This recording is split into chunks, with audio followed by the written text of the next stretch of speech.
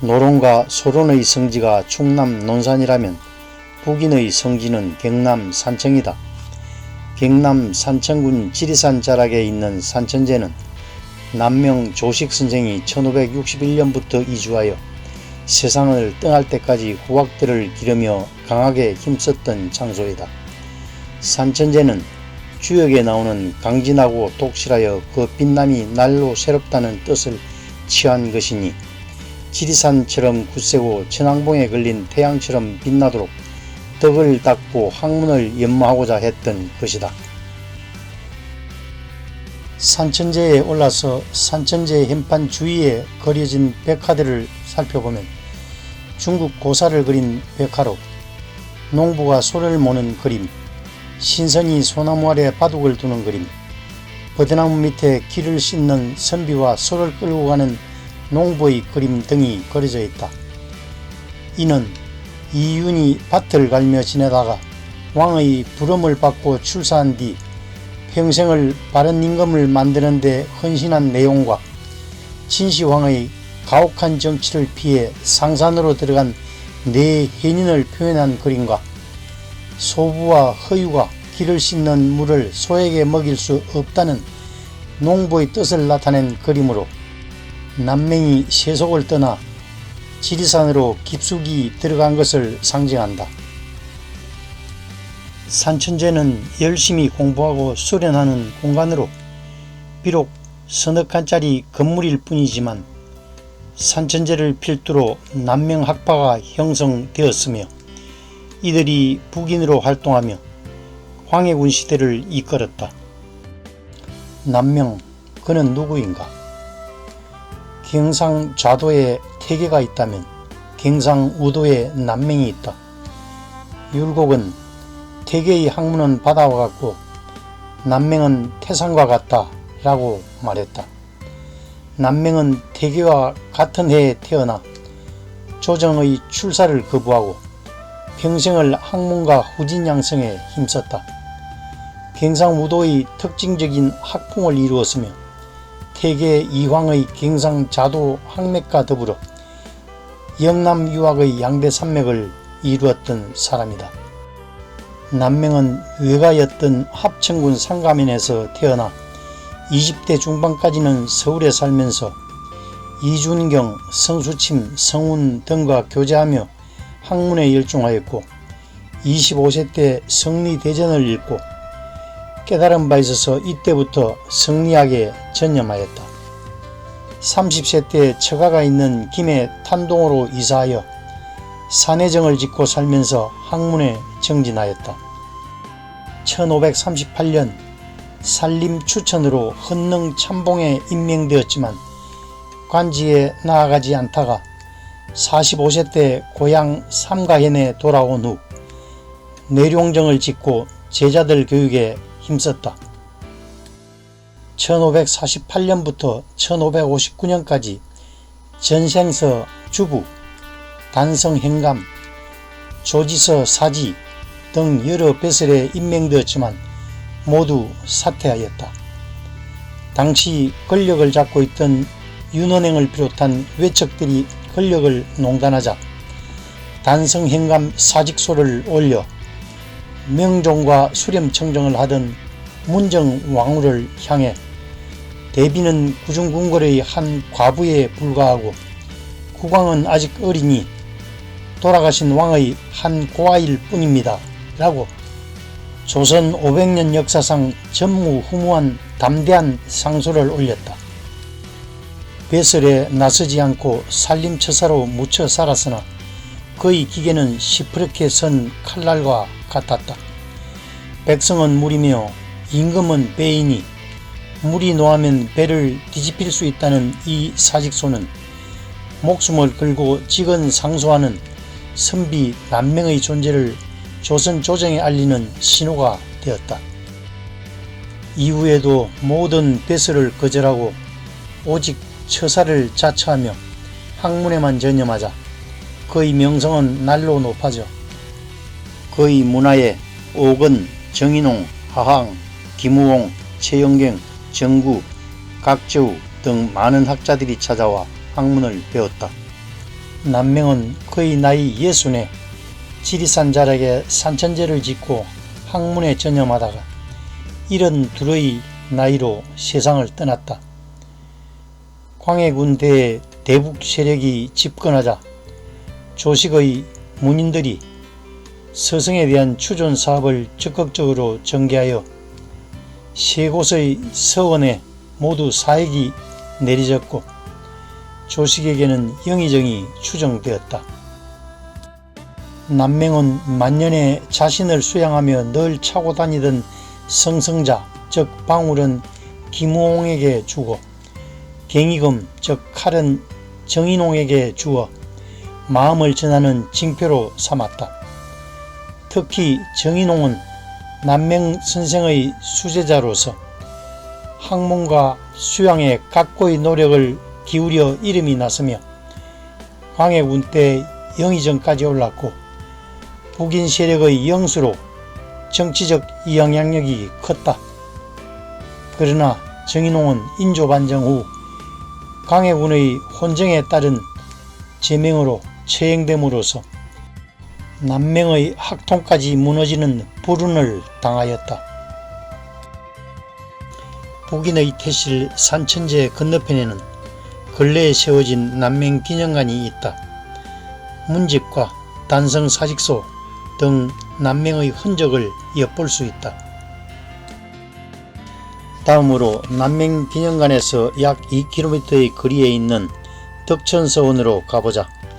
덕천서원은 남명선생이 돌아가신 후 4년 뒤인 1576년에 그의 제자들이 남명의 학덕을 기리기 위해 세운 서원으로 북인들의 근거지 역할을 한 곳이다.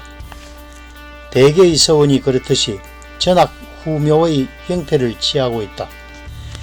중앙엔 강당인 경희당과 좌우로 유생들의 기숙사인 동제와 서재가 갖추어져 있고 뒤편에는 사당 숭덕사가 설치되어 있다.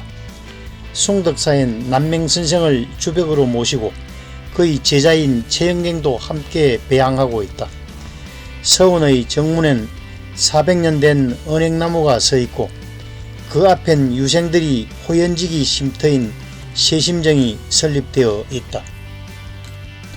남명의 문화에 수제자 정인홍과 수당 최용경, 덕계 오건, 동강 김우홍, 한강 정구, 각재우 등이 있었는데 이들은 경상우도의 남명학파를 형성하였고 남명의 제자 중 정인홍, 최용경은 영의정까지 올랐다. 남명은 당파에는 관여하지 않았으나 그의 제자들이 북인을 대표하는 영수가 됨으로써 산천제가 북인의 태실이 되었고 덕천서원은 북인들의 성지가 되었다. 남명은 왜 지리산 자락을 찾았을까? 남명의 고향이 합천인데도 합천을 떠나 산청 땅으로 온 연유가 무엇일까? 이는 산천제를 오기 전 마을인 남사리에서 그 해답을 찾을 수 있을 것 같다. 남명이 머물던 지리산 산천제로 가려면 남사마을을 지나게 된다. 100여 호의 한옥이 각각 다른 모습으로 높은 옛 담길을 따라 자리 잡고 있다. 안동 하회마을처럼 양반마을로 밀양박씨, 성주이씨, 진양하씨들이 모여 사는 집성촌이다. 이성계가 아끼던 딸 경순공주의 남편 이재의 집이 여기에 있고 세종 때 영의정을 지낸 하연이 바로 이곳 출신이다. 또 백의종군을 하던 이순신도 1597년 6월 1일 하루를 여기에서 유숙했다. 옛 담길이 집집으로 연결되어 있어 지금은 남사 예담촌이라 부르고 있다. 남사 예담촌은 조선시대 경상우도의 양반촌이다. 지금은 돌담길이 아름다운 남사 예담으로 널리 알려져 관광객들이 찾아오는 곳이지만 말이다. 조선시대와 고려시대를 걸쳐 걸출한 인재들을 무수히 배출시킨 곳, 그곳이 바로 지리산 입구에 자리잡은 남사리이다. 이곳을 천천히 둘러보자. 먼저 이성계의 사위 이제의 집과 고려국 교섭이를 살펴보자. 조선을 건국한 이성계가 가장 애지중지한 자녀는 신덕왕후 강씨 소생인 방번과 방석과 경순공주이다. 이들 중 경순공주를 시집 보낸 곳이 바로 남사리이다. 고려 말기 수문화 시중으로서 조선 건국의 원대한 꿈을 품고 있던 이성계가 딸을 시집 보낼 때에는 훗날에 도움이 될 만한 인재를 골랐을 것은 의문의 여지가 없다. 그 인재가 경상우도 땅 지리산 골짜기에 있는 남사리 출신이었으니 남사리가 고려 말기에도 얼마만큼 이름난 마을인가를 예측해 볼 수 있다. 이제는 그의 정조부가 고려조 대제학을 지낸 이조년이고 아버지가 밀직사사를 지낸 이인립이다. 또 그의 삼촌이 고려말 우왕 때 문화시중을 지낸 이인입니다. 이 정도라면 이성계가 이제를 사이로 맞을 만한 충분한 조건이 되었을 터이다. 유사시를 대비하여 이인님 집안과 사돈 관계를 맺어둔 이성계의 주도 면밀함이 나타나 있지 않는가.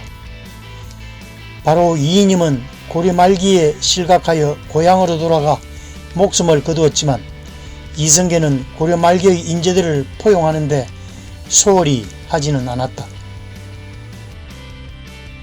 그런 시기에 삼촌 이인임보다는 장인 이성계를 도와 조선을 개국하는 데 1등 공신 역할을 한 사람이 바로 이제이다. 이제는 비록 경순공주에게 장가를 감으로 인해 이방원에게 목숨을 바쳐야 했지만 이성계를 도와 조선 건국의 공을 세운 교지가 남사리에 우뚝 서 있다. 후세 사람들이 이제가 남긴 개국공신 1등급의 교지를 비각으로 세워 남겨두었다. 이성계가 조선을 건국하기는 했으나 중국의 눈치를 보지 않을 수가 없었다. 위화도 해군 역시 중국의 화를 자초하기 싫어서였다. 이성계는 역성혁명으로 정권을 장악하였기에 중국 명나라의 성인을 받기까지는 고려국호와 고려국의 국세를 사용하였고 고려 말기 수문화 시중이었던 이성계의 직위는 비워둔 채 조선국의 신하들에게는 자시중과 우시중의 뱃을만 부여하였다.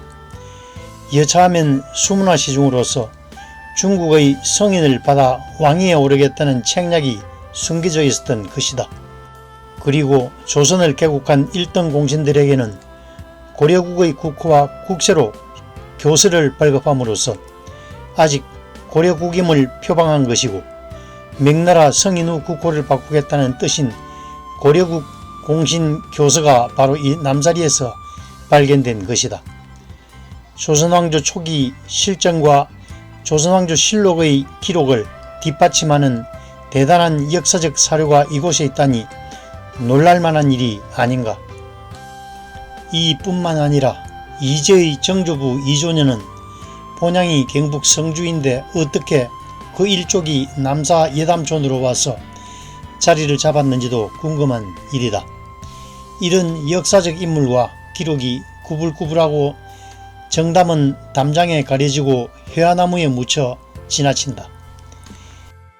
이조년은 우리가 교과서에서 익히 읽고 지내던 시조의 주인공이다. 이화에 월벽하고 언하니 삼경인제 일지 춘심을 자귀야 알야마는 다정도 병인양하여 잠 못 들어 하노라.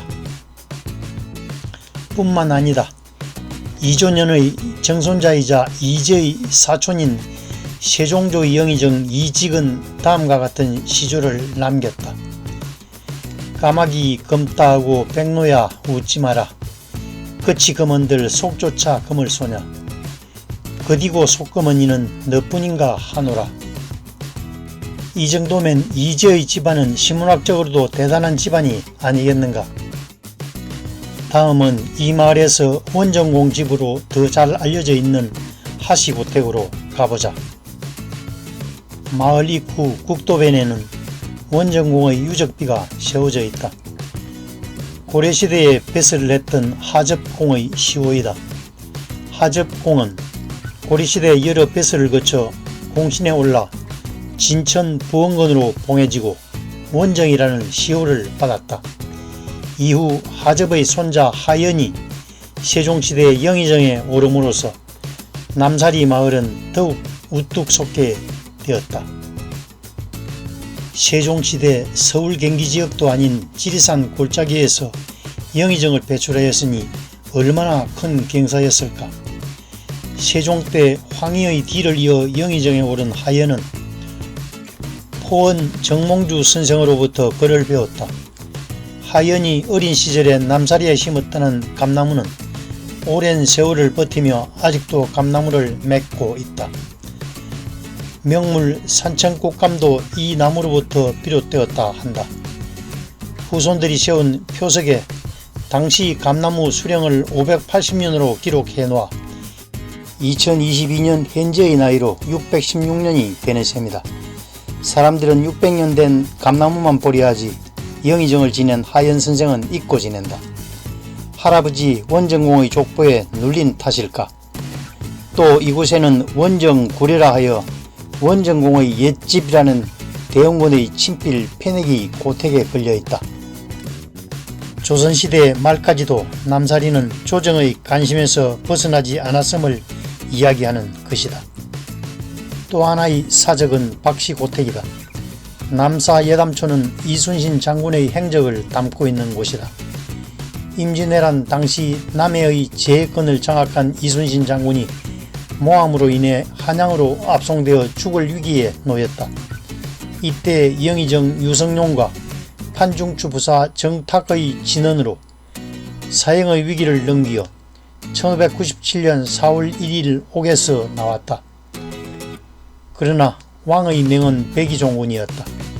삼도 수군 통제사에서 계급 없는 군인으로 강등된 이순신은 같은 해 4월 3일 한양을 출발하여 6월 2일 산청군에 도착하여 단성면 사월리 박효원종의 집에서 유숙했다고 난중일기에 기록하고 있다. 남사 예담촌에는 이 밖에도 담장이 유명하다. 고즈넉한 돌담 너머로 전통 한옥의 멋스러움이 숨겨져 있는 곳이다. 담쟁이 넝쿨이 어우러진 높은 돌담과 정자, 고택 등이 들어서 마을을 이루고 있다. 그중 채시고가는 높고 튼튼한 대문이 인상적이다. 이시고가도 유명하다. 남사 예담촌의 상징이 되어버린 X자 부부 해안나무는 이시고가 골목 입구에 위치한다. 문화재 자료로 지정된 이시고가, 채시고가, 사양정사, 이사제, 이동서당, 사효제 등은 이 마을에서도 유명하다. 이런 한옥들이 만들어내는 돌담길의 옛 담장 자체도 등록문화재 제281호로 지정됐다. 예담촌은 오랜 세월을 묵묵히 지켜온 옛담의 신비로움과 전통과 예를 중시하는 이 마을의 단정한 마음가짐을 담아가자는 의미에서 지어진 이름이다. 전통 한옥의 아름다움과 잊혀져 가고 있는 우리 전통 문화를 고스란히 간직하고 있어 사계절 수많은 관광객들이 찾고 있다. 이런 마을이 주변에 있었기에 남명이 고향 합천을 두고 산청 단성으로 내려온 것은 아니었을까. 다음은 단속사지로 달려가보자. 지리산 자락의 산청군 단성면 울리에 있는 고즈넉한 절터가 남아있다.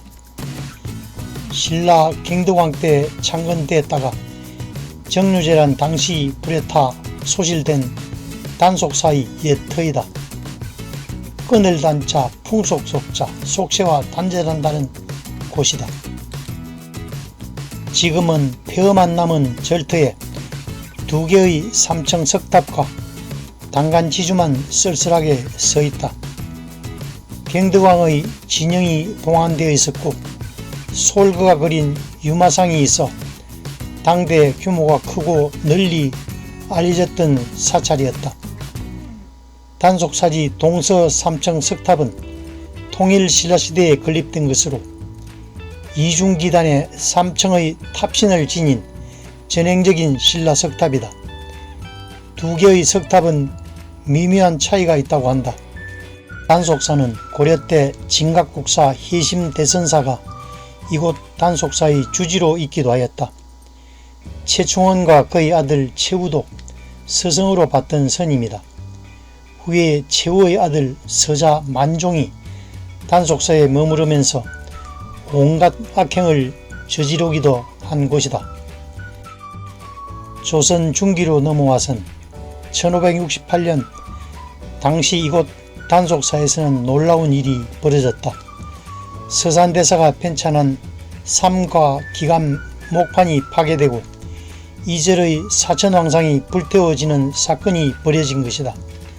삼과 기감은 서산대사가 유불도가 이루려 하는 것은 다르지 않다는 취지로 불교의 선가기감, 도교의 도가기감, 유교의 유가기감의 좋은 내용들을 정리하여 합본한 것인데, 이 책을 출판하기 위해 판각해 놓은 목판을 진주유생 성녀신과 그 일행이 깨부수고 또 절집의 사천왕상 모습이 괴기스럽다며 불을 질러버린 것이다.